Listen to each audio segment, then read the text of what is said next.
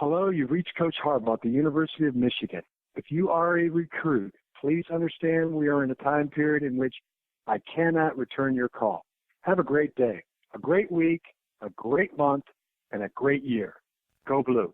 At the tone, please record your message. When you've finished recording, you may hang up or press 1 for more options. Coach Harbaugh, this is John Macaroon of the Doc and Jock podcast. I'm calling and leaving you a voicemail personally to invite you to come on the Doc and Jock podcast. Now, I've left you a couple of voicemails, and I have also emailed you, and I did not get a personal response from you. I got a response back from a David, and I thought, as a leader of men, that you should probably email me back personally if you wanted to decline. But I'm calling to, again, extend you an invitation to come on our podcast and talk about the Michigan program, to talk about Mark D'Antonio, to talk about Urban Meyer. So please feel free. You have an open invitation. We would love for you, Coach Harbaugh, to come on the Doc and Jock podcast. It's just Doc and my cousin Adam. We love talking sports, and we'd love to extend you an invitation. Call me back. All right, Doc here for the Detroit Beard Collective. Are you rocking a beard this spring, cuz? Is your beard feeling dry, scaly? Could the flyaway hairs use some taming? Does your beard have leftover food in it? You can't be rocking a beard like that these days. There's companies out there that help you groom your beard in a nice, tight way. Go to DetroitBeardCollective.com, a Detroit company that provides quality beard care products. Go to their website, DetroitBeardCollective.com, and check out the many items that they sell. Beard care sets, combs, Detroit Beard Collective t-shirts, or the very popular Beard Crate, which is a comprehensive beard care set which allows you to choose your favorite Detroit Beard Collective product, all for one great price. DetroitBeardCollective.com. Hey everybody, this is Freddie Cohen of ESPN Radio. When I'm not talking about breaking news or breaking news on ESPN Radio, I'm always a fan and listening to the Detroit Sports Podcast, and so should you. All I want to know is if you got your popcorn ready. Do you got your popcorn ready?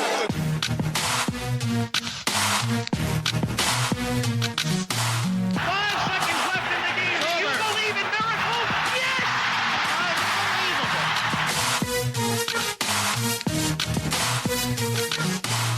I said, are you strong? They said, I'm strong if you strong. And I said, we strong then. I'm a man. I'm 40.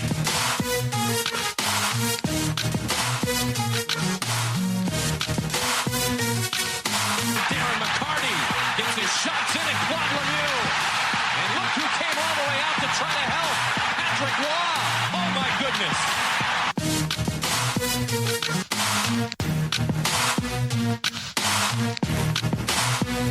You are listening to the Doc and Jock Show on the Detroit Sports Podcast. Often imitated, never duplicated. Welcome and thank you for downloading another episode of the Doc and Jock Sports Podcast.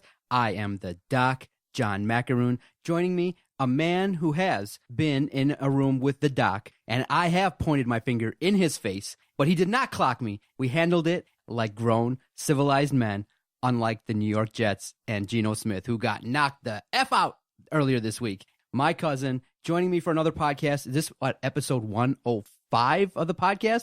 Adam, the Jock Strozinski. What's up, cuz? Dude, you were the luckiest man alive that you didn't get knocked out that day. So lucky. Took everything I had in my power not to clock you. Can you imagine what it's like to be a Jets fan? I mean, it's worse than being a Lions fan. I mean, but I think a lot of people on some level are a little bit embarrassed for Geno Smith, but they're happy because he's an awful quarterback. Now they got a chance to win. That's true. What does that say about your organization, where you are held in regard as a quarterback, as a leader of the New York Jets, when you're getting your jaw broken 2 places by a 6th-round linebacker? Whew. That guy apparently did not care. The guy said, F it, you owe me $6 bills. Let's go, buddy. Man. Dude, it took me 20 months? Is that what it was? 20 months to get paid on a, what was it, a football bet? Yeah. Jeez. Unbelievable. And that was just dinner at B-Dubs. And it kind of takes the luster off now because the Lions defense won't pick off Geno Smith the first couple of series tomorrow night or tonight as this podcast comes out. My goodness. What's good, sir? Incredible, man. Dude, football is around the corner. I know we're going to be talking Lions training camp with Josh Katzenstein from the Detroit News. We've got Dan Miller coming up later on. We're going to have to talk about these Tigers. I mean, fireworks going on in the dugout. all kinds of questions surrounding this Tigers ball club. They can't sit there and produce any offense. Johnny Cueto shutting them down. They look like bums. Anibal Sanchez just throwing softballs over the plate. 3 more home runs given up. I think he's like, 28 for the year? It's a big number. It's insane, dude. You realize that the last 2 seasons, not this year, but the year before and the year before that, a total of 13 home runs. The game on Monday, that it was unbelievable that Brad Ausmus put out a lineup without McCann, without Iglesias, going up against Cueto in his home debut versus Kansas City. And everyone said, this could get ugly quick, and we were embarrassed on national television. A primetime game, broadcast nationally at ESPN, and that's what you did. All credit to Boyd. He did kind of, improve upon his really crappy first inning start. But it's just been bad, and I'm ready to talk about football. We'll leave the Tigers and their mess till way the end of the podcast. So for the hardcore fans, we got to talk about them a little bit, but I'm ready to talk about football a little bit. But for me, I kind of took the attitude that a lot of people are starting to take. I was all excited Sunday after the Pro Football Hall of Fame induction. Got all excited. I'm like, I'm going to watch some football. Yeah, I got watched the hour pregame. I'm excited. And then the first series happened, and I was like, this looks a little slow. And then another series happened, and then there was no score in the first half, and I was like, this isn't all that interesting. I'm kind of bored. Realize that it was like the Steelers' third and fourth string that was playing, and you had Teddy Bridgewater playing one. And after that, it was like scrub central. Yeah, I was bored quickly, and then after, like I said, midway through the second quarter, there was no score, and I was like, this is really boring, and I'm like, you know what? I know that I miss football, but not this much. I tuned it off. Dude, it was like AFL guys, like Arena Football League dudes going at it. It's not good. I mean, I'm not expecting a whole lot. We got the Lions' first preseason game coming up here, and I'm a junkie. I'm a football junkie. I'm a football slap. Anything the NFL packages, I'm pretty much going to watch because I'm a loser. I can't help it. It's how it is. I'm going to watch it, but I know it's going to be bad. It's going to be brutal.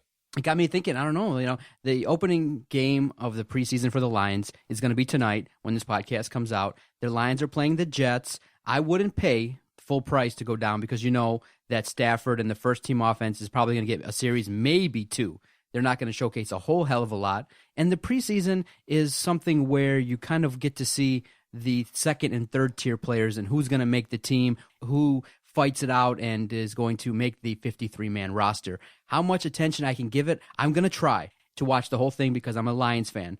But again, it's versus the Jets, and I'm not sure how much I can invest in a preseason game nowadays because, like I said, it just the series. I'm like, I think I notice how fast football is nowadays. It looks slower and it looks uninteresting, and I don't want to see second and third tier guys. I want to see really good football. The disparity between preseason and regular season, it's dramatic. I'm going to tell you a little story here. So when me and my wife first started going out, it was probably about 7 years ago or so. It was she was not huge into sports. She's now a huge sports fan. She plays in our fantasy football league. She's usually a pretty decent contestant in that. She loves hockey. She loves football. She loves baseball. She loves going down to Comerica. But I wanted to take her to a preseason game just because I figured it'd be cheaper. It'd be a way for me and her to go spend I don't know, I think it was like on a Thursday. We could spend like a Thursday evening together and just go see a game. So I was like, okay, well, we'll just go down. We'll get tickets at the box office. No big deal. I run down to Ford Field, take her with me. We're standing in line at the box office to go get tickets. And we get up there and I say, all right, well, I was like, well, what are your ticket prices here? I figured that they would be half of what they normally are because I know what a regular season ticket is, right?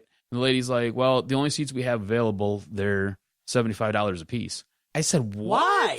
I was like, you're out of your mind. So I was like, you do realize this is preseason, right? She was like, yeah.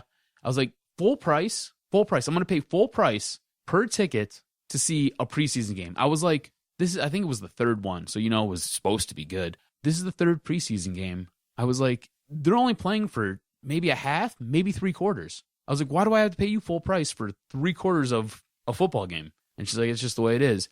We ended up turning around, walking away. We actually went to a bar, sat there and watched because I refused to pay full price for a preseason game.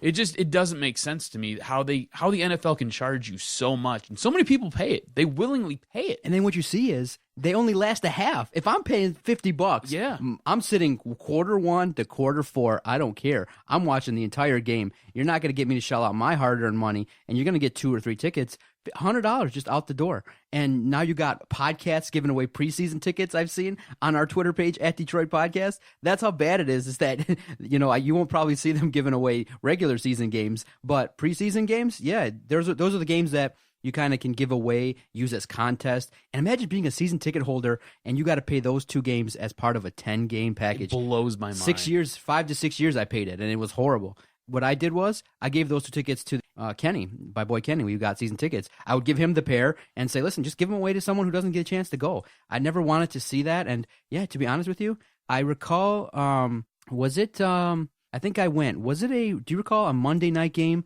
where Mariucci took the Lions at home versus St. Louis and they got trounced? I think it was a preseason game. I want to say it was a preseason game in the Mariucci era where it was a horrific game. It might have been a regular season game, but I do remember specifically a time going when I was like, ugh. And I'm not sure, it could have been regular season, but I don't recall going to too many preseason games. And if so, it's 1. That's it. I don't want to see that. I'm not interested at all. I will tune in towards the end of the preseason, the 3rd and 4th games, just to make sure that Lions luck doesn't hit and nobody gets hurt. Because you remember that big James Stewart injury. I do remember that. And everyone's like, why, Mariucci, would you run him? Why? It's the 4th preseason game. And then quickly after that, boom, he was gone. So the preseason is just avoid injury, avoid catastrophe. And remember, back in 2008, the Lions won the preseason championship 4-0, then proceeded to go right. without any wins the whole season. So I don't take too much stock in. We were 4-16 that year. 4-16. Oh, my goodness. So, yeah, I'm going to try to fight it. But you're going to tune in? What are you going to look for early on in the preseason? In the preseason games, what do you look for? I really just want to see some chemistry out there between Matthew Stafford, his receivers. I really want to see what Eric Ebron's going to bring to the table. There's been a lot of talk coming out of Allen Park about Eric Ebron, so I want to see what he's going to be. We'll talk about him in for a second. I'm really interested in that. I want to see how this defense performs. I'm interested to see what this defensive line, what this defensive front's going to look like. DeAndre Levy got his payday. I'm excited that they took care of him. I'm happy that they signed him and they extended him 4 more years. So I want to see how this front line of this defense how it's gonna work, and I want to see if that's gonna play into that secondary, because that secondary is. I've seen an article in SI where they were ranked 7th. We're the 7th best secondary in all of the NFL, which kind of blew my mind. And I believe the 2nd best secondary in the NFC. Oh my God! I know, Vinny, tell me about it. Insane, right? So I want to see if our secondary is a product of that defensive front or if it's really that good. So I just kind of want to see how this team's going to perform as a whole, see how the depth is. Really and truly, that's what you're going to be getting here. It's all depth.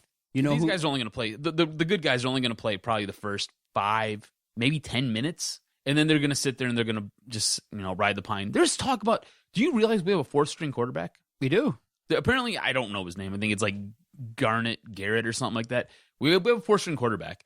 He's rarely ever used. They don't ever take him off the shelf. But there is talk that he might get some game time in this first preseason game. You know who's not available game 1? Who's that? Haloti Ngata, still injured. Yeah. He's not going to play in the preseason game opener. And a lot of people are rallying around this simple saying, no, Sue, not a problem. I'm quite honestly shocked at that attitude. You can't just lose the best defensive player and expect that the defense is just going to, continue and roll on. There's going to be a little bit of a drop-off. There has to be a step backwards. Yeah, but Haloti Ngata is not going to be available game 1 of the preseason. I know that he probably knows the system, but you'd like to see him in there and see what he looks like. Do you think this is more conditioning with him? I mean, he's a big dude. He's a really big guy.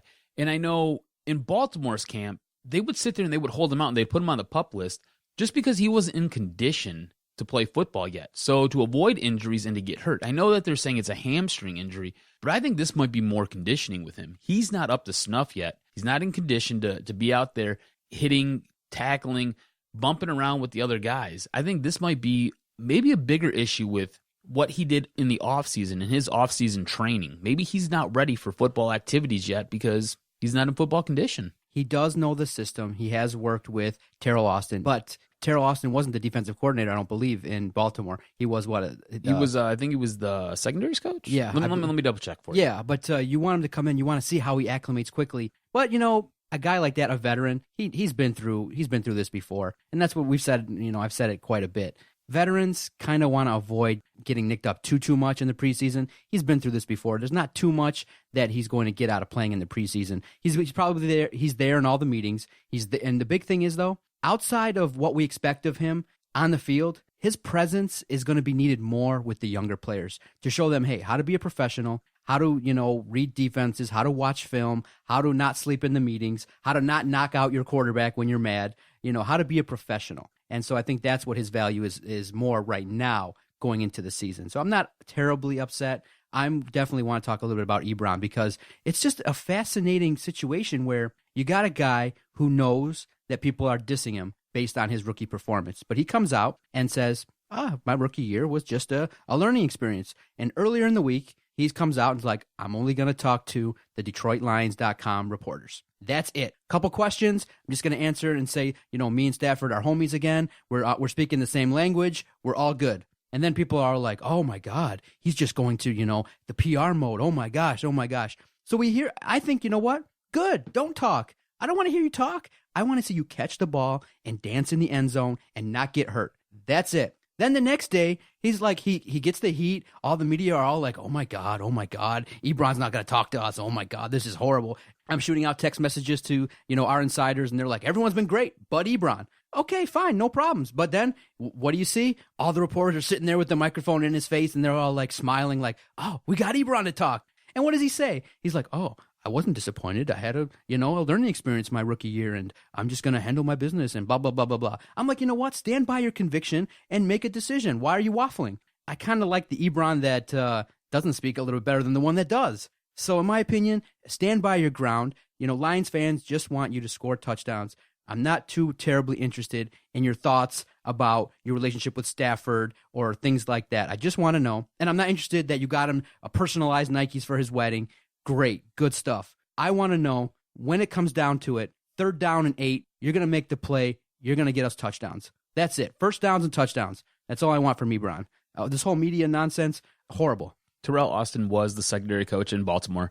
But here's the deal. I'm a little bit different with this. I don't have a problem with what Ebron said. He was very measured. The rookie season was horrible. It was horrible. But he was very measured in what he said to the media. He was very calculated in what he said. He came off a little bit jokingly with them, which was nice. He wasn't a total DB out there, so that's good to see. But you're right. His rookie season was a disaster. But how does a player come out and say, hey, I was awful. I was totally not worthy of that 10th round pick. How does he come out and sell that to a fan base? He's got to come out and he's got to spin it. He's got to turn it around. He's got to say, hey, it was a learning experience. I'm in here working. I'm working hard. I'm doing the things that are right. I'm doing what I have to do, and I'm learning from it. I'm building on it. You can expect me to be a lot better this year than I was last year. He needs to be a lot better. Let's be honest. I've been very critical of Eric Ebron. I've said he's been a bum. I call him E-bum. I have all kinds of nicknames for this guy. I've been very critical of him. What he did, though, he came out, he was very measured in what he said. He didn't sit there and give you any fuel for the fire. He said, I'm in here trying. I'm working hard. So you can expect the best out of me this season. You can expect the best from me. That was it. He didn't sit there and make any grandiose proclamations talking about how he's going to sit there and have 15 touchdowns, how he's going to be the best tight end since Jimmy Graham, how he's this, how he's that. It was all very measured. I've totally recalculated what I've done in the offseason. I've got a good trainer. We're working out. You're going to see me go at least 16 games for the Lions. You're going to see me play the playoff game. We're going to be productive, and it's going to be a lot better season. I like that. Is he going to end up? Put it on the table. Is he going to be Matthew Stafford's security blanket? Is he the guy that's going to be the legitimate third option this year? Does he establish himself as the security blanket? You want me to say that without seeing any footage of him? Well, they say that he's done a little bit better. They say that he's had a really good camp. He's mature. So you want me to go off what people have said? That's his goal. This is what you're telling me. You want me to put it in stone right now? No, before we had a preseason game. Listen, you want me to lock this up? Listen. And I don't even like Eric Ebron. We don't go back and... I think Joe Fourier should be the number one tight end option on this team. I was really fascinated by that questioning that you're thinking. He's not on the field. He's like, he doesn't want to be known as being injury prone. He practices on Monday. I think he practiced Tuesday, but he's not practicing on Wednesday. He's like up and down. Touchdown Joe or Eric Ebron? Fourier. Okay. He doesn't want to be known as being injury prone, yet he's not consistently on the field. And I don't know a guy like that who hasn't shown the propensity to be a gamer I don't want that guy being elevated as the go-to guy. I mean, he's great. He's a matchup a physical nightmare. specimen. Matchup nightmare. He's a good-looking dude in real life, too. I met him once. I thought he was a sexy man. Show me, stay on the field. I'm just saying, dude, that guy, he's got big hands. Okay, you know catching what? lots of balls. Okay, we'll give you a couple more. Save that as a drop. We'll give you a couple more weeks to let you decide about Ebron. This is what I'm going to tell you. I don't think so. I'll tell you exactly what's going to happen. I think Lance Moore will be the security blanket, not Ebron. I'll tell you exactly what's going to happen. Eric Ebron's going to be your starting, your number one tight end, which is going to drive me insane. I think he's going to be a little bit more productive, and I think he's going to contribute to this offense. But I think his security blanket, and I think the guy who is going to be slightly underrated up until probably week 5 and who's going to blow you away is going to be Golden Tate. Golden Tate's going to be a security blanket. Golden Tate was a security blanket last year. Golden Tate was the best receiver on this team. I know we have a Hall of Famer in CJ, but it was Golden Tate's show all day long. And when they went away from Golden Tate, they struggled. When they threw it to Golden Tate, they usually won the game. Okay. So I think it's going to be Golden Tate. And also, a couple players. And the good thing is, I think the tone so far has been relatively positive. We are talking good about the Lions. Amir Abdullah has generated a lot of buzz. I think it was ESPN kind of maybe put out a tweet that said that the players in the locker room are saying that they can't tackle him. That dude is kind of sneaky fast, and he's like shining. Grasping air. I like Amir Abdullah. I like the fact that early on in training camp, he's trying to kind of show the coaches, hey, it's all good. Joique Bell, take his time. Hey, we got this. The running back combination of Bell, Amir Abdullah, and Theo Riddick could potentially do something, do some damage. I like to hear that. I'd like to see what the combination is going to be like. Maybe this might be our Thunder and Lightning. You know, it'd be nice. You might have your bruising back with Joique Bell, who can sit there and 3-4 yards in a cloud of dust, and then you got your game breaker. But I need to see it with Amir Abdullah. I mean, again, more talk. This is a lot of talk. This is why I like the preseason, right? This is why I'm going to watch for at least that first 10 minutes of the first preseason game tonight, because I got to see it. I got to see what Amir Abdullah can do. I want to see him get the edge on somebody, and I want to see him take it to the house. I need this. I have to see it. I want to make sure that his little tiny hands can hold on to that massive football. I've got to be able to see this. I know I've been talking about man's hands a lot lately. What's going on here? It's questionable, whatever. But I gotta be able to see him hold on to the ball and not drop it. I gotta see him. You know who's great? What team is great at stripping the ball and forcing fumbles? The Steelers. They're exceptional at it, right?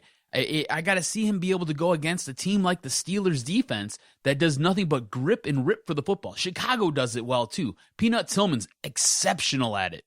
Exceptional at it. Now I want to ask you this. On the Motor City Rant podcast, they kind of asked a question that I kind of thought about a little bit. It kind of got in my head. We've seen it in past preseasons. A lot of the past preseasons, you haven't really seen a whole hell of a lot of Calvin Johnson on the field. Do you think that potentially, do you need to see Stafford on the field in the preseason at all, or minimally, or Calvin Johnson? Are there players that you think potentially that are so important that maybe they could go 4 games without even seeing the field? I mean, AP hasn't seen the field in the preseason in like 3 or 4 seasons. I don't know. I think maybe potentially Stafford, Johnson. I know you're going to put Stafford in there a little bit to get rhythm with the guys, and you definitely are going to see him. But do you think potentially Calvin, again, kind of keep him on the bench and use him minimally in the preseason to ensure that he's healthy? Potentially a Golden Tate doesn't see a whole hell of a lot of action too much too. Are there players that you think should just be resigned to the bench these 4 weeks? My whole thing is I need to see you out there a little bit. I'm from the school of you've got to practice to play, and I need you in the preseason. I need you to be out there for at least a series.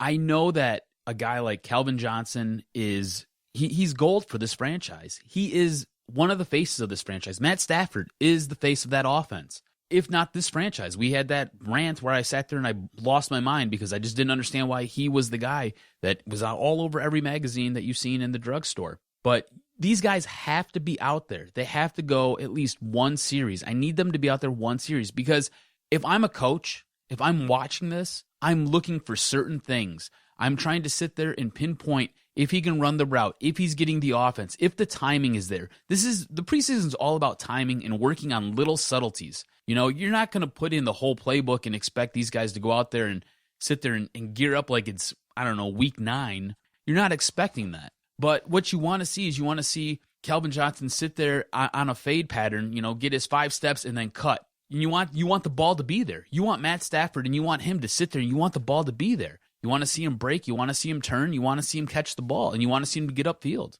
Okay, game 1 versus the Jets. How much time are you going to devote? How much of the game do you think you'll watch? Of 4 quarters, 60 minutes, 15 minutes maybe, first quarter? Or are you going to say hardcore for the podcast? Let's watch the whole thing. I'll probably watch the first 3 quarters because I'm an addict. All right. I'm a junkie, man. All right. I'm watching the whole game. Forget it. I'm going to try to, negotiate with the wife. I'll tweet during the whole game, whatever happens. And we'll try to expand our knowledge and look at some of these roster players in the 70 to 93 range. This is what it's all about. It's about the depth guys, man. That's what the preseason's there for. It's to sit there and cultivate some depth. So when you have your second string tight end go down, you got somebody else to plug and play. So right now on the Doc and Jock podcast, we are hoping just escape the first preseason game. We're all still excited. No injuries, no catastrophic issues. I don't want to see Amir Abdullah hurt the first game. I don't want to see Laken Tomlinson hurt the first game. I don't want to see Golden Tate, blowing out an ACL. So far, so good. Relatively drama-free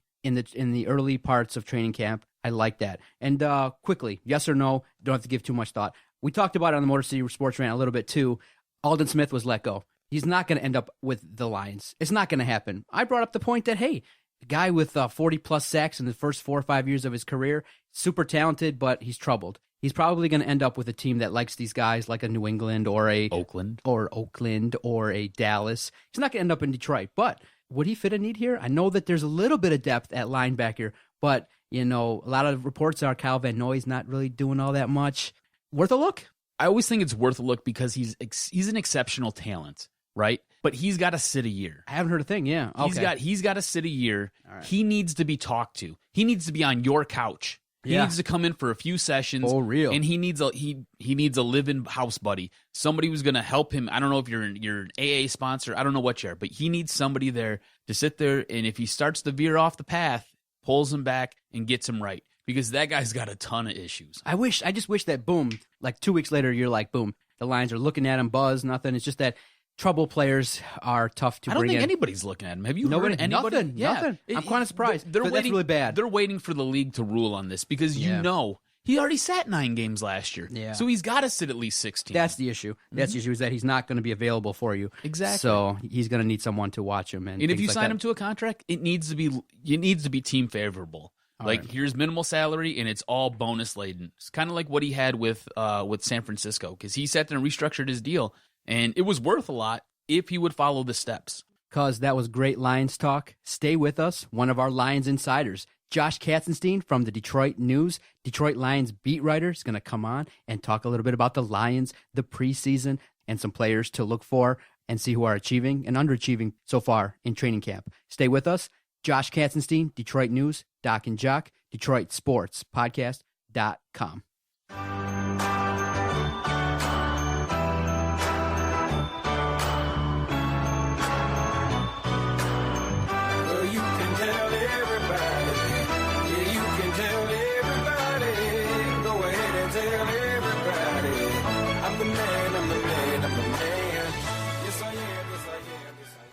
Joining the podcast right now is Josh Katzenstein from the Detroit News. Josh, what's going on?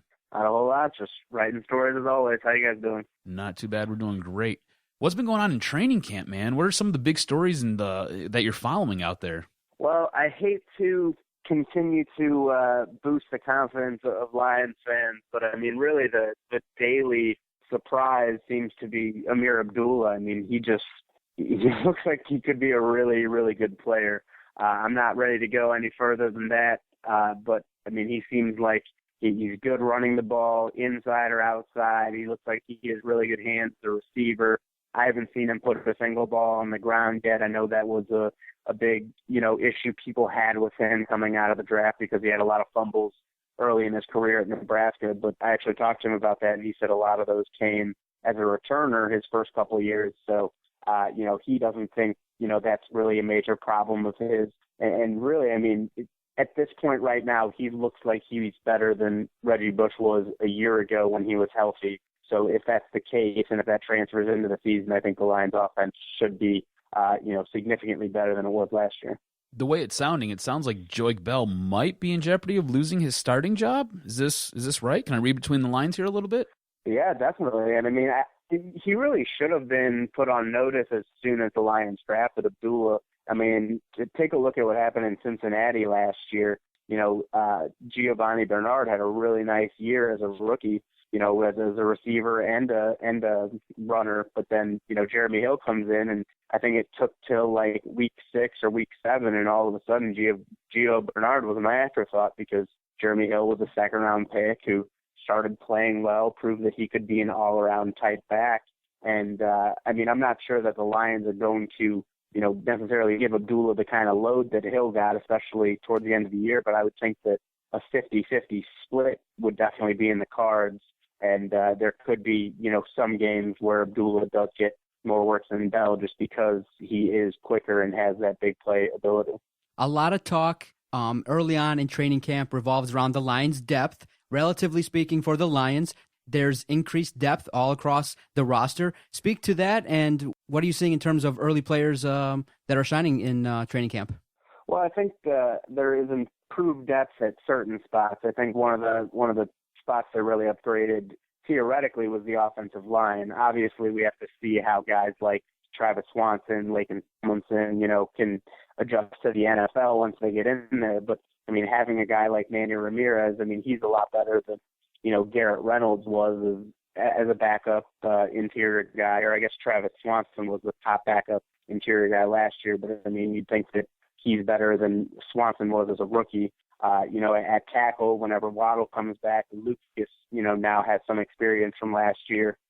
So I think overall that group should be better, even if they do suffer some of the injuries last year. I think cornerback is another spot where their depth is a lot better. Josh Wilson is probably, a mile better than Bill Bentley was as a nickel cornerback last year. Plus Nevin Lawson is still there. Quandre Diggs looks like he could be solid as a rookie. So I think those are two of the spots where the Lions were especially weak with depth last year, and it seems like they're better now. But at the same time, I would question their depth at defensive end.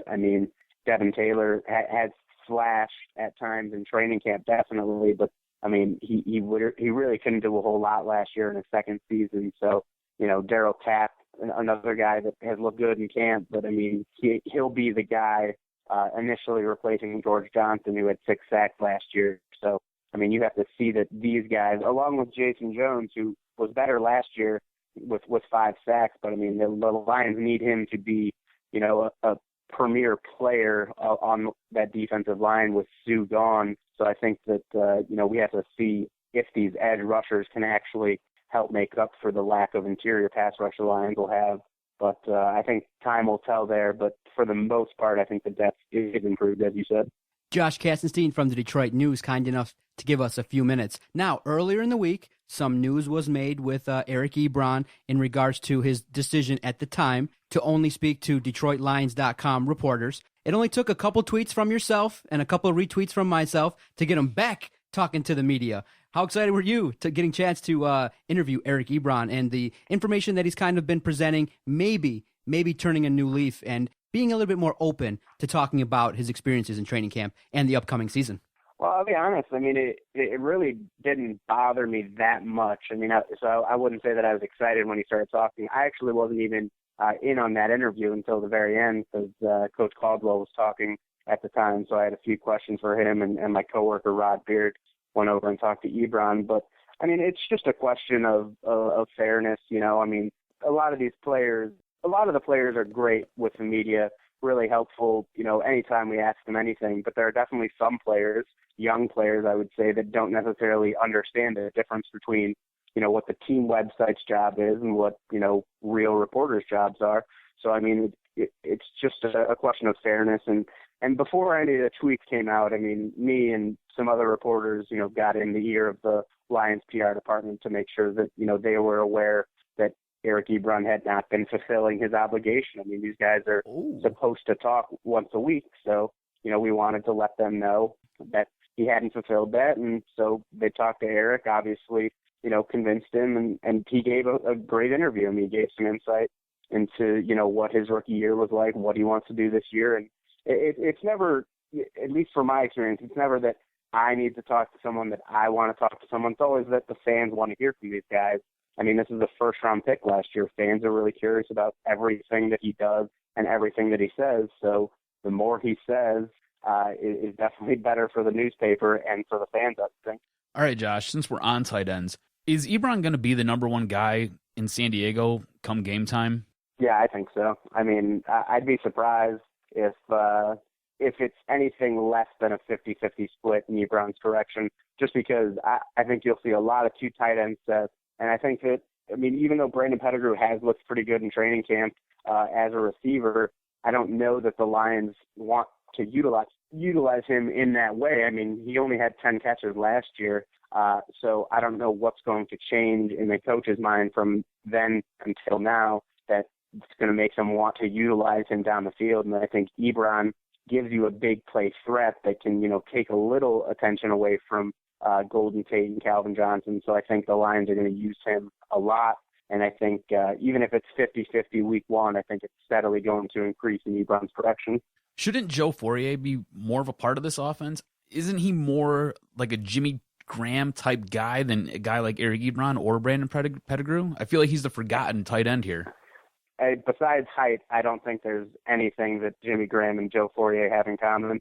I mean, yeah, he is definitely a red zone threat. He's got sweet dance moves, too. He doesn't have the speed. He's not that fast. He can't separate. His one skill is high pointing the ball. His one NFL caliber skill, is high pointing the ball, against defenders. So, I mean, if he gets a one-on-one matchup and Stafford can put the ball in the right place, he's going to come down with the catch.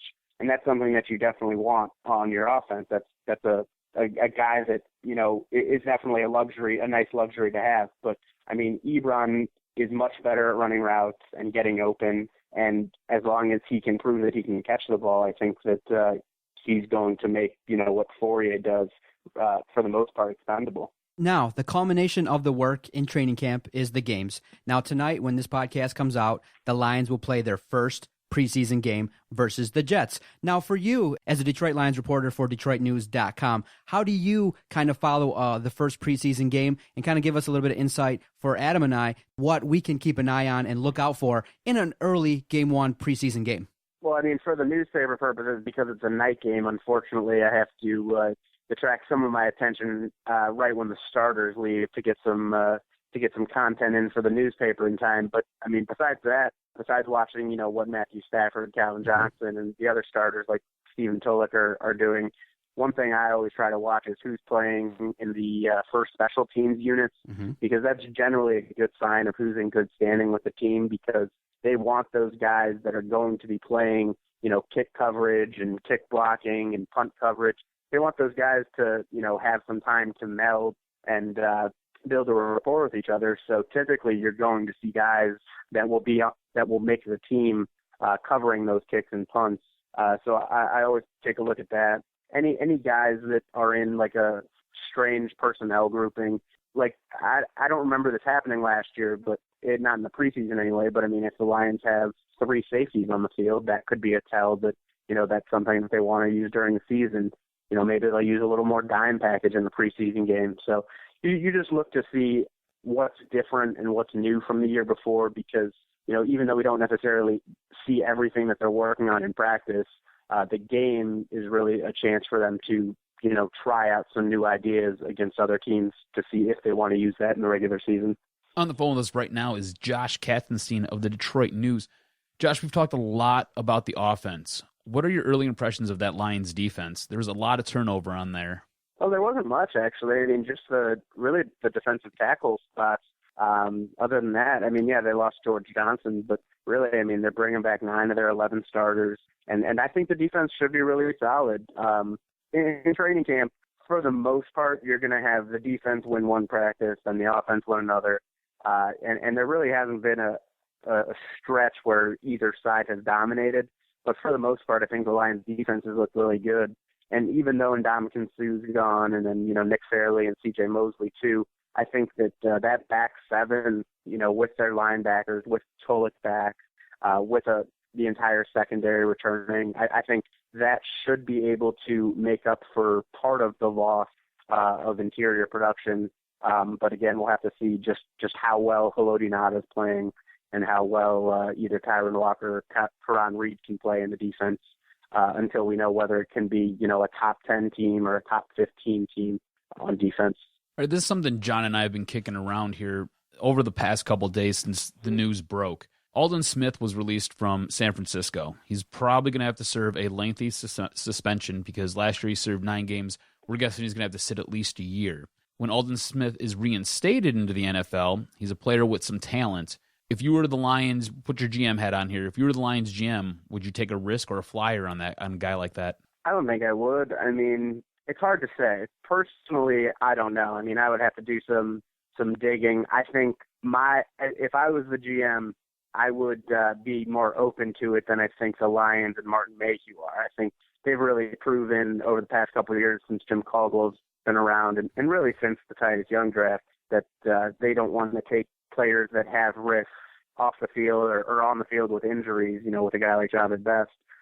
So I don't think there's any chance, the Lions take a flyer on him or bring him in for a workout just because, I mean, this guy is a repeat offender and you don't know, the next time he's going to, get a DUI or do something that gets him in trouble with the law.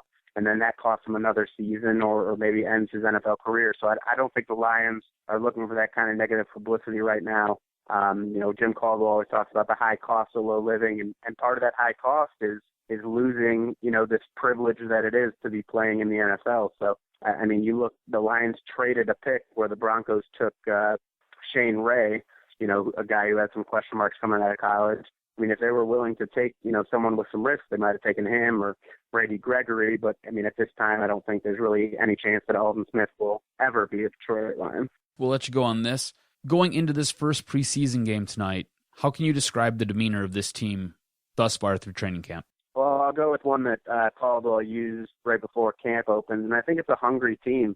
They didn't like the way that the season ended last year. They all expected to beat the Cowboys in that playoff game, in the week leading up to it. So I think they're really out to prove that, they can win games without Ndamukong Suh, and that their 11-5 record wasn't a fluke. So I think they're motivated and they're driven. It's just a question of, whether or not losing Suh, gives them a talent deficiency in the division, because I think the Vikings are going to be better. I think the Packers are still going to be, the best team in the division. So the Lions are going to have to find a different way to win than they did last year. But, I mean, they seem pretty confident that they can. Josh Katzenstein, kind enough to give us a few minutes, give us a little bit of insight on the Lions training camp. You can follow him on Twitter at @JKatzenstein, and you can read his great work, DetroitNews.com, and we'll retweet his stuff very, very much so. You're a friend of the podcast. Thank you very much. We look forward to chatting again later on down the line. Anytime, guys. Thanks. Thanks, Josh. We want to thank Josh Katzenstein, DetroitNews.com. He is a great guy. He loves coming on the podcast, and he loves talking Lions. You can tell he's in the know with the Detroit Lions. And it's a tough job, really, when you have players that from time to time will not give you coverage. But you heard what he said. That was a little wrinkle. He went to PR. He is not going to sit back and allow that to happen. He went to PR and said, hey, there's a rule. Eric Ebron can make all the choices he wants, but he's obligated to talk to us once a week. So interesting stuff. Good job, Josh. I like that. Don't sleep on Josh. Yeah. Jay Katz will mess you up. Don't sleep on him. That's interesting stuff. We're going to continue our Lions Heavy podcast with a chat with Dan Miller next. Stay tuned. Dan Miller, Fox 2 play-by-play voice, will join us in just a few minutes. Stay with us. Doc and Jock, DetroitSportsPodcast.com.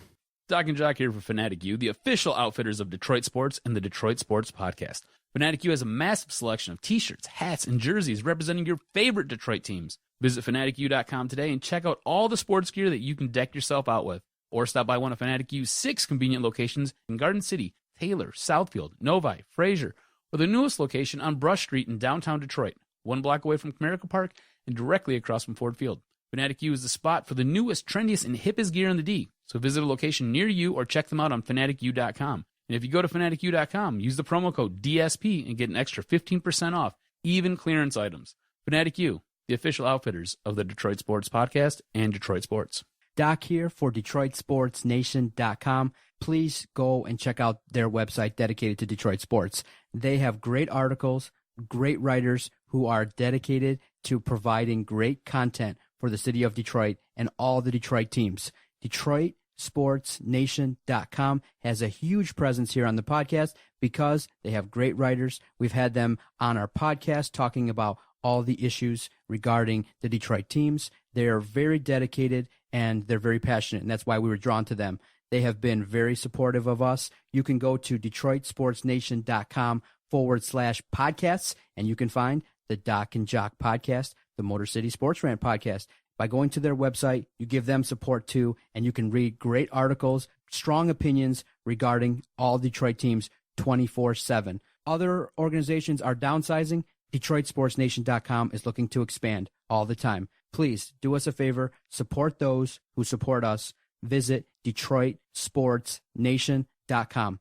You're the future of our business, and I know when you guys have a podcast like this, our future is in good hands. You got to check out their stuff. I mean, I'm really impressed by it. You guys have probably one of the better ones I've seen in the country. Wow.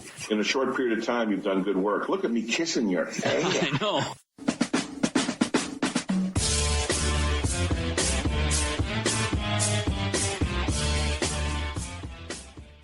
On the phone with us right now is Fox 2's lead sports anchor and your voice of your Detroit Lions, Dan Miller. Dan, how you doing?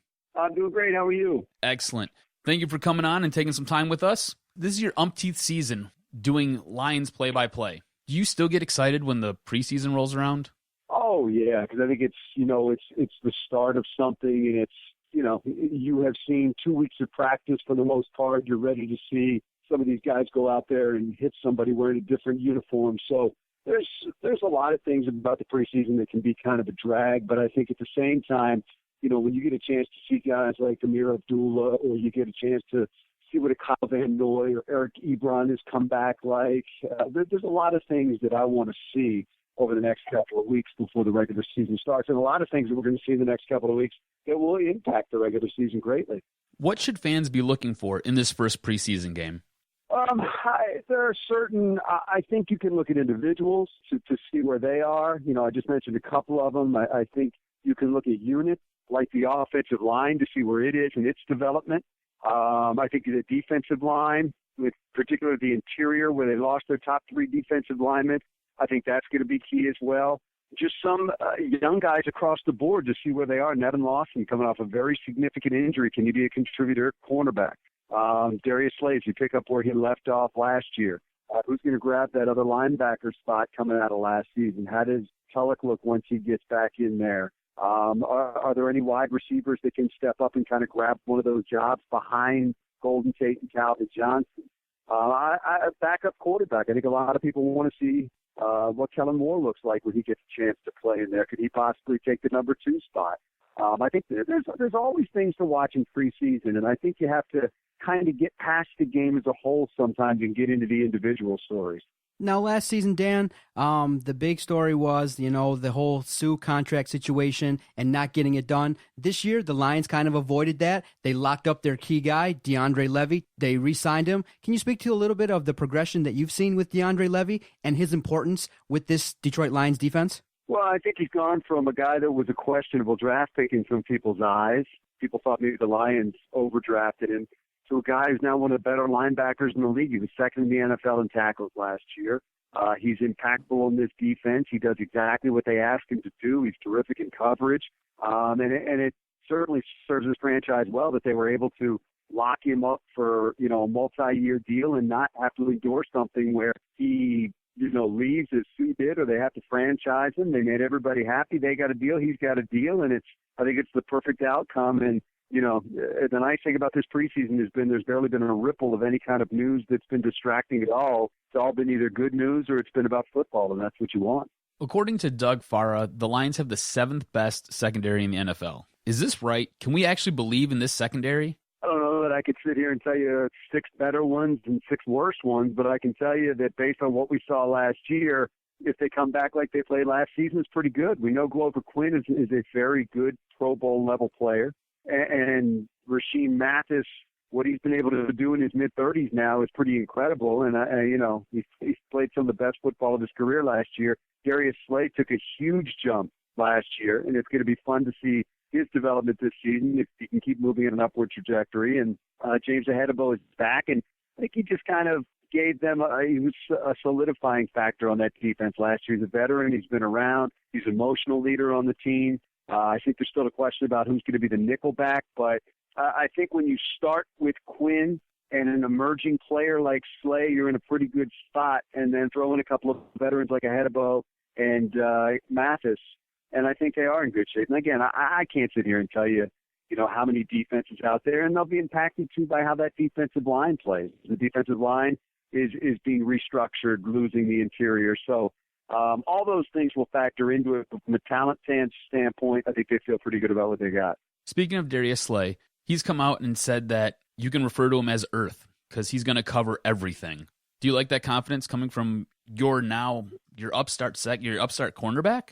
Yeah, he's a good kid. I mean, if you listen to Darius and you're around him, he's just kind of a goofy kid who's having fun. I mean, I don't put a whole lot of stock into that stuff. And ultimately, it's not going to have anything to do with what he says he can do. It's going to have something to do with what he actually does out on the field. So it doesn't really bother me one way or the other. I find it somewhat entertaining. And if Darius plays the way that he played last year, he can say anything he wants. Now, Dan, you spoke to it earlier. Ameer Abdullah has been making some noise in the preseason, having a good training camp so far. Talk about the running backs, and also an undrafted guy named Doc Zenner has also been making some news. Talk about the running backs and what you've heard about this undrafted young player. Yeah, I think Ameer Abdullah to the eye test is what jumps out at a lot of people at camp. He's got terrific feet, great vision, good burst. But we're going to see what it looks like in a game now. And I think that's going to be another big step for him. But very serious young man. I love his attitude. I've had a chance to sit down and talk with him. And he is, I think, a Jim Caldwell type of guy in that he's all about football and family, which are two things that he obviously puts out there. And he's very, in terms of what they were looking for, he kind of fits the bill. They were looking for somebody that could come in and fill that Reggie Bush role, and he's kind of got that look to him. Now, you need to do it on the field before you can really be, put in the class with a Reggie Bush, who's been a big playmaker in this league for a while. So we'll have to wait and see. But I've seen nothing that tells me that he's not everything that was advertised. Look, Joyce Hurt, we'll see what happens there. George Wynn is a guy that kind of funny to say once they put on the pads, they remembered he was there because he's such a tough competitor. He's fighting for a spot. Theo Riddick is going to contribute and get playing time for this team. And Zenner is a guy that ran for a boatload of yards in college, and we'll have to wait and see how that translates to this league. He's tough. He's smart. I want to see him play against a different team. It's a crowded situation in terms of players back there, but you know what? If you can play, if you can get yards, if you can make people miss, they'll find a spot for you in the roster. So he's going to get a chance starting tomorrow night. Now, opening night, preseason game, the Lions take on the New York Jets, and they're going to be without Geno Smith. Broken jaw, punched. Some people say sucker punched. Some people say that Geno Smith potentially could have caused this altercation. Your reaction when you found out that in training camp that Geno Smith is going to be out 6 to 10 weeks based on an altercation with a teammate who's no longer there? Well, yeah, I mean, aside from whatever you think of Geno Smith as a player, and I'm not sure he's any good. I'm not sure he's going to be a frontline starter in this league. But it would have been nice to find out on the field instead of him having to watch. And I think that sets the franchise back when you have a guy that's drafted in the second round and you're looking to him to be your guy, and now you can't even evaluate him because he's not playing. So it's awful for the franchise. It's obviously awful for Geno Smith. The Enampoli, the young man that hit him, made a big mistake. Things like that happen, but you can't let it escalate to that level to where you're knocking people out and punching them in the jaw and things like that. There's no place for that, but you understand that certain things do happen. Guys get heated. But again, you need to be able to control yourself like you do in a game. You need to be able to control yourself in the locker room environment as well. Find some other way to settle your problems instead of hitting somebody in the jaw. And I covered Todd Bowles as a player, and I was very happy. He's a nice man. I was happy he got a shot, and this is no way to really start your first year as a head coach, so I feel for him. On the phone with us right now is your voice of the Lions, your Detroit Lions, Dan Miller. Dan, do you think this offense, what you've seen so far in training camp, do you think they'll make the next jump, and do you think they'll finish in the top 10 this year? Yeah, I don't know about numbers. I'll say this. They were 22nd in the league in scoring last year, and to me it's their biggest, probably the area where they've got the most room for improvement. I think with the weapons they have, they can make a serious jump in that department, and at the end of the day, scoring points is the object of the exercise. So I think the rebuild offensive line still has to be proven. We'll see how that ends up looking. Running back situation that's going to have a different look has to be proven. We'll see how that ends up looking. We don't know who the third guy is going to be. Is it going to be Ebron? Is it going to be somebody else who jumps up and takes that spot? Does Lance Moore have a role? Does one of the young guys, Corey Fuller, jump up and take a role? We don't know. I think the pieces are there, but they have to fit together. And I just think that with a core of Stafford, Golden Tate, Calvin Johnson, Amir Abdullah, who I think is going to play in this league, Joyce Bell and Theo Riddick, and whatever they get after that, Brandon Pettigrew, Ebron on down the line. Some of those are given. Some of those are still questions. To me, there's room for improvement there. So I'll say this. I can't tell you exactly where they're going to go or where they're going to end up, but if this team wants to end up in the playoffs, good chance that offense is going to have to be more productive than they were a year ago and more consistent to the point where they're not falling behind early in games as they did so often and having to fight back in the fourth quarter. Dan, we'll get you out of here on this. What underrated player are you watching and expecting to make a large contribution to this team this year? Kind of putting you on the spot one here, I'm really excited about watching is Karan Reed. Just seeing the transformation that he underwent in terms of his body from last year to this year is stunning. He looks like a different guy, and he looks like a house out there. He is just built, dropped 3% body fat, looks terrific. They need him to develop a defensive tackle. He still lacks experience, so there's going to be a break-in period for him where he's got to figure out what's going on out there. But he is right at the top of the list of guys that I'm excited about seeing play. And he is right at the top of the list when it comes to guys at a position where they need to get some more production, having lost their top three guys last year. So I'd say he's certainly there. Tyrone Walker is a guy that I want to see play as well. He's a guy on a one-year deal that a lot of people around the league like, but he's got to go out and prove it if he wants to get that big deal next year. Dan, we're all excited. 7 p.m. tonight when this podcast comes out to see the set. We saw your tweet at Dan Miller Fox 2. We're all excited to see the preseason coverage on Fox 2. You always do a great job. Go Lions, and thank you for joining Doc and Jock on our podcast. Hey, guys, thank you. I appreciate you having me. Thanks for the time, Dan.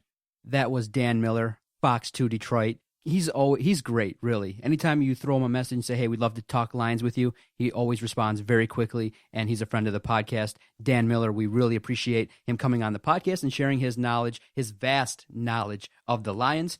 All right, we got to do it.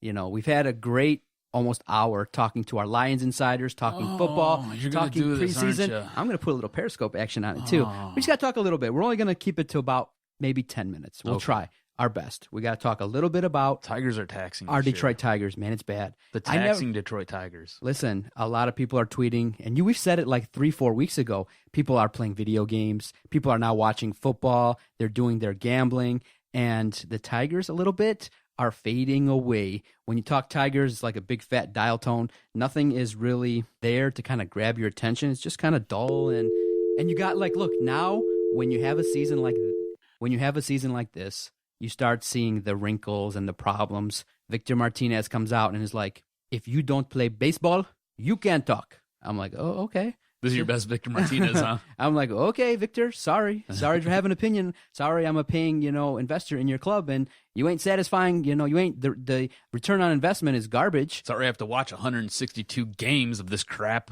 Yeah, and then you got the guys brawling in the dugout. Now, a good point that was brought up on the Tigers Talk podcast, our newest podcast that comes out every Wednesday with Vito Churko and his brother Dom. A great point was that was all going down. Who was policing it? The players. Where was Brad Ausmus? Where was Gene Lamont? I think he was probably too busy. He probably was walking. You just didn't see him. It took him a while to get there. But where was Jeff Jones? Where was management when the brawl was going down? They were nowhere to be found. Why? Because the players policed themselves. So we are getting hammered and pointed out the fact that management, coaching, Brad Ausmus is not doing really what it takes. It's not getting the job done. And the series versus Kansas City is an embarrassment. Tough lineups. The team doesn't look like they have that fight. And maybe there'll be a little spark when Miguel comes back. It looks like maybe tomorrow he might be in the lineup.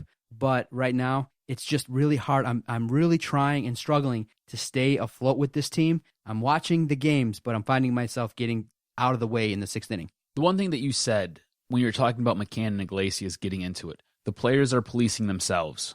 you can look at that two ways. One, management's not there. Management isn't taking care of that. Management doesn't have a hand or a grasp on what is actually taking place. But the other way you can look at that is these players are holding each other accountable. I like what McCann did. He thought Iglesias hot dogged it and totally blew that play.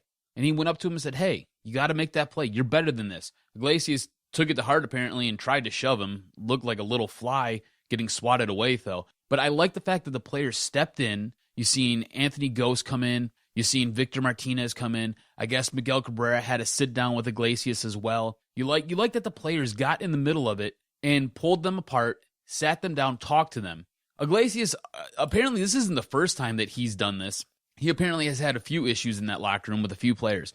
So this is something I think we have to watch. I think we have to kind of stay abreast of this because he's been ruffling feathers in that locker room. That's an issue. That's a big issue. He's a very talented player. The guy is uber good. He's awesome. He's great. I like what the players did. I think that's good. I think it's good to see because we've questioned the leadership of that locker room numerous times. Numerous times we've questioned the leadership of that locker room. And to see the players sit there and react the way they did after it was all said and done, when the media was trying to get the inside scoop on what actually happened and what transpired, everybody had the same answer. So that locker room, at least on that front, was united. So if anything, you can say that when times get really rough, they're at least there for each other. Nobody was throwing anybody underneath the bus. The next day, Iglesias was kind of mouthy and mouthing off, talking about how he doesn't care about his relationship with McCann and how he doesn't care about this, how he doesn't care about that. That's got to change. Iglesias has some growing up to do. He's acting like a young punk. He needs to grow up, and I think this right here will be a learning experience for him. But moving forward, you're right. I don't know what's up with Brad Ausmus. I don't know what's up with this management. And now we're on the street. Is he safe? Listen, can you imagine now? You're Mike Ilitch. You spent $175 million on this team. You go out to the game on Sunday. Was it versus who we play Sunday? Was it versus Boston? We played Boston and we laid an absolute egg dud. Looked absolutely awful. Looked absolutely Verlander horrid. Looked decent, which surprising. Yeah, 7 innings, only two earned runs. Yeah, and he's there in attendance, and he must have been like, "What the hell is going on here?" You got a new general manager. He's going to have a tough task, and now, of course, both times, we've seen now the new players, Daniel Norris and Matt Boyd, twice. The first time they looked good because they were new. The second time they didn't look so good. They looked young, and it didn't. It looked a little bit shaky. I think there's going to be growing pains with those two guys. Myself, I believe they should be in the minor league system until this year ends. I know that this seems like it's a lost season right now, but according to everybody around that ball club, they're in it to win it. They want to get into the wild card. They still believe they have a chance. I don't know how much of that is just talk, how much of that is just whatever. But Norris and Boyd should be in the minor league system. They should be in AAA. They should be down there working on pitches. And then you can bring them up next year. Yeah, ideally, what people are looking for and what management would be like a dream scenario is if you got a starting 5 next year of Fulmer, Boyd, Norris, Verlander, Sanchez. It'd be great. That would be great and ideal, but I don't think so. I think you need I don't know if all 3 will potentially be up here next year. You need to go out and get another frontline starter, and you need to improve this team. And I think it's tough right now to talk Detroit Tigers because it's not hopeful. It's tough. I mean, hardcore fans are paying attention. Sunday's game versus Boston drew a lot of fans, and they saw what they saw. It was kind of disappointing. I was thinking after that game, if I went to that, I wouldn't go back and watch another game. It's just too disappointing, too disheartening. But a ray of hope, a ray of sunshine. Ooh, tell me about it. Miguel Cabrera could be coming back. Oh, boy. Is your opinion potentially rest him the rest of the way, or he's maybe prodding and trying to get his way back in the lineup? You put him back in? Well, you've come out and you've said that you're playing for the wild card at least. 5.5 games back. Come on. You're playing for it. That's what you've said. This is what you've said. That may provide that last flicker of hope that the Tigers have. He might be a spark, but I don't, with the condition of this bullpen, right? You've got Alex Wilson, who may be the closer that this team's been lusting for years now. You've got him dealing with some shoulder tendonitis, right? After him, what do you really have in that bullpen? I don't trust Rondon. I don't trust Al. I don't trust anybody else that they have in there. It's a complete disaster in that bullpen. I mean, you're talking they're going to have to put up 9 or 10 runs a game to help save that. What that bullpen's going to do. You've got Anibal Sanchez, who just gives up home runs. He's essentially a T. You know, he just sits there and sets it up where he just lets these guys come up and crank it out of the ballpark. He just throws meatballs out there. He's dealing with some issues, apparently. Verlander has looked better in some starts questionable. He still doesn't have really good pitcher efficiency. Daniel Norris up and down. Matt Boyd up and down. So the starting rotation isn't even very good right now. It's nothing but question marks with this pitching staff. So as good as the defense is going to be and as good as the offense may be, what are you going to do? I mean, you're going to win games 10-9? Listen, you got to put your hopeful hat on. I know much talked about. We know what the struggles are. I'm the sultan of negativity. Yes, though. that's what I'm going to be, the sultan of positivity. All right. The first performances by Boyd and Norris really were fascinating. They were exceptional. Yeah. You love to see that. It was good stuff. They were locating their pitches. Boyd was using Comerica Park perfectly versus Kansas City. Norris versus Baltimore had them under control. He kind of limited them. Their second go-around, not so good. Norris was a little bit nervous. Home game versus Boston, big, huge crowd.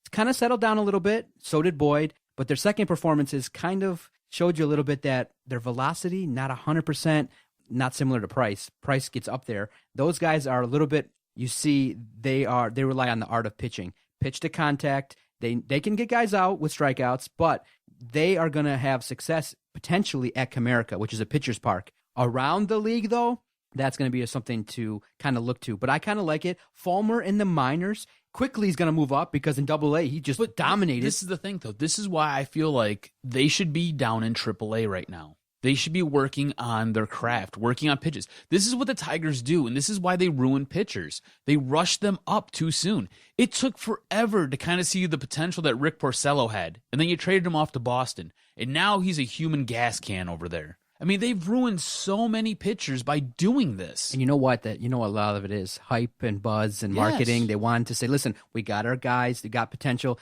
It's like... Well, that and they have nobody else. You have nobody else. I mean, you got who? Shane Green? Yeah. He's now in your bullpen. He's part of that catastrophe. Exactly. Yeah. Alfredo Simone? Oh, really? No, they're going to be those guys. And here's the problem, though. You're seeing they keep shuffling Buck Farmer, Kyle Ryan, up and down, Gorzalani. I mean, those guys have to feel like they're on an elevator because they just go up and down all day long. Yeah, and you can start to see that, you can kind of slightly start giving Ausmus a pass for the talent that's on this team. He has no options. Anybody in the bullpen he throws out there is going to be a disaster. When you got Ian Kroll, whose job is to get left-handed batters out, he can't get them out. Listen, let's not bitch anymore. Listen, we've been bitching a lot. We can bitch for another 2 hours about this team. Let's just kind of wait and see, watch a little bit more. A series versus Houston. Maybe JD goes off a little bit versus his old team. Maybe we can potentially win a series. The series versus Kansas City is a wash, garbage. Maybe we can kind of pick it up. We're still under 500. The interesting thing is, what does Miguel Cabrera bring to this team? This is what to watch for. What does he bring, and how does the team react when he steps in? Now, storylines galore outside of the game with all the negativity and what's been going on in the dugout. Do you think they get it together with leadership with Miguel back, or could we see maybe an even epic blowout with these Tigers? Is there room for any more negativity? I don't think you have any more incidents like you had with McCann and Iglesias. Oh, okay. I think those are done. All right. But what you have the potential for is winning. Winning cures all. Winning solves a lot of problems. If they can put together a nice little run, I mean, we've talked about it before. When was the last time they won 3 straight? It's been forever. So if they put a nice little run together, they're now back in contention for that wild card. That solves everything. You now have a happy locker room. You have a happy clubhouse. Everything's moving smoothly. And maybe they get some traction here. Maybe Miguel comes back and maybe he is that spark. If not, if he comes back and they struggle that first week, this season's over. It's done. You can bury them and just let them go off and rot until September when their season is finally done. Okay, you ready for a little bit, potentially? I'll say yes or no. A little bit of hijinks and hilarity. You want to be involved in a voicemail to Coach Harbaugh? You heard in the beginning of the show, the hijinks. I couldn't help it. I found a new toy. I mean, it's literally up there. I'm like, wait a minute, he's not going to answer his phone. On Jim Harbaugh's Twitter page, at Coach Jim for U of M. This is what happens when you give a retarded baby an AK-47. Just watch what happens. He has a phone number. I mean, it's open. He has over what? 500,000? Let me look up here. I'm going to take a minute and look here. I'll give you the chance to be the voice of reason. We don't have to do this. I'm going to peer pressure you, though. Yeah, you will peer pressure me. At Coach Jim for U of M has 298,500. On Wednesday, U of M football program got hacked. It wasn't Doc and Jock. It wasn't Vinny. So all the usual, the usual suspects off the table. But it says University of Michigan, Jay Ira and Nikki Harris, family head coach, phone number 734... It's on his Twitter page, so you can go get it. It's open. His email is on there, CoachJimHarbaugh4@gmail.com. So I did send him an email. Well, just so everybody does know, too, we have been trying to set up an interview with Coach Jim Harbaugh. We have been working on it for a couple weeks, and at this point, we have no traction. No traction on getting the interview. We did get a response back. We did get a response, but no traction on getting the interview set up. No traction because we got an official denial letter from David, not from Coach Harbaugh. The message got forwarded in the Michigan program to a guy named David, and he emailed me back and said, unfortunately, Coach Harbaugh is going to decline this request at this time. So we left it open, but potentially, it could happen in the future. But I want to call him up right now with me and you. I called him up earlier, and then in the beginning of the show. So let's call him up to end the show. And you can apologize for me because I'm going to leave another message. This is Coach Harbaugh's number, available to everybody. Hello, you've reached Coach Harbaugh at the University of Michigan. If you are a recruit, please understand we are in a time period in which I cannot return your call. Have a great day, a great week, a great month, and a great year. Go Blue. At the tone, please record your message. When you've finished recording, you may hang up or press 1 for more options.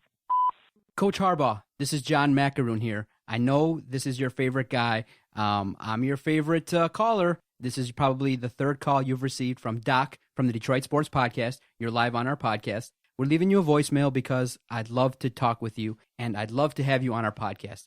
I'm sort of a Michigan supporter. He's absolutely not. I graduated from Michigan State, and I would love the opportunity to talk college football with you and to help improve your reputation around town. It's sort of taking a little bit of dings here and there in regards to some antics and some things that have been going on. I would love the opportunity to have you on our podcast.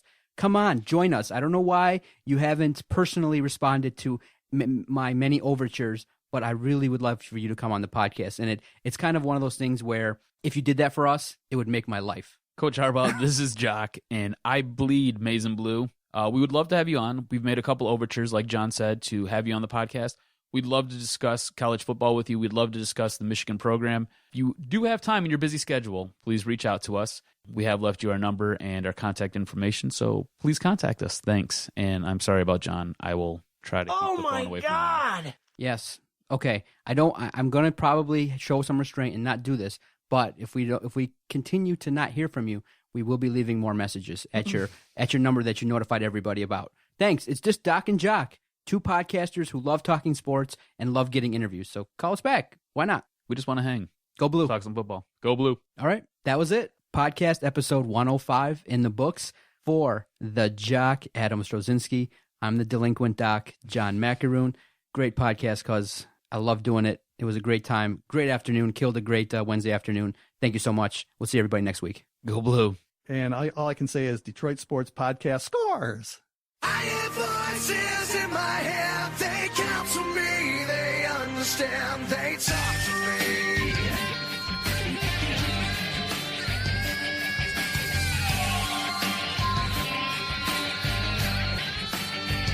They talk to me. They tell me things that I will do. They show me